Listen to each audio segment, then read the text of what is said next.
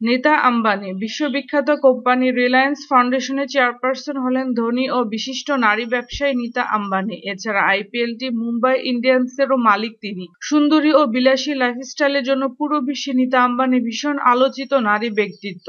ক্ষমতাধর ম্যাগাজিন ফোর্বসের the most influential business women leaders in এশিয়ার তালিকায় ১ নম্বর অবস্থানে রয়েছেন নীতা আম্বানি।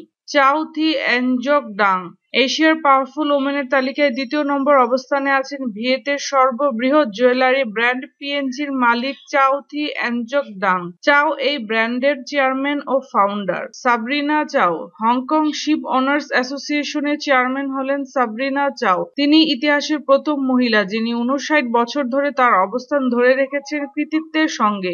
তিনি গ্রিস ও চায়নার সঙ্গে নানা ধরনের চুক্তি করে হংকং এর শিপিং বিজনেসকে অনেক প্রসারিত করেন। চিউ জ্যাক কিম এশিয়ার পাওয়ারফুল ওমেনের তালিকায় ৪র্থ অবস্থানে আছেন চিউ জ্যাক কিম। তিনি সিঙ্গাপুরের ব্যবসায়ী। সিঙ্গাপুরে গত ১ শতাব্দীর মধ্যে তিনিই একমাত্র নারী যে সিঙ্গাপুরের বিজনেসম্যান অব দ্য ইয়ার খেতাবে ভূষিত হন। তিনি স্ট্রেট ট্রেডের এক্সিকিউটিভ চেয়ারম্যান। অরুন্ধতী ভট্টাচার্য মূলত অরুন্ধতী ভট্টাচার্য পরিচিত একজন ব্যাংকার হিসেবে। তিনি বর্তমানে কর্মরত আছেন স্টেট ব্যাংক অফ ইন্ডিয়ায়। স্টেট ব্যাংকের যখন সবচেয়ে কঠিন সময়ে অরুন্ধতী ভট্টাচার্য সব সামলে এই ব্যাংককে ইন্ডিয়ার ১ নম্বর ব্যাংক হিসেবে প্রতিষ্ঠিত করেন। যদি আমাদের ভিডিওটি ভালো লাগে তাহলে অবশ্যই লাইক করার অনুরোধ রইল। ধন্যবাদ।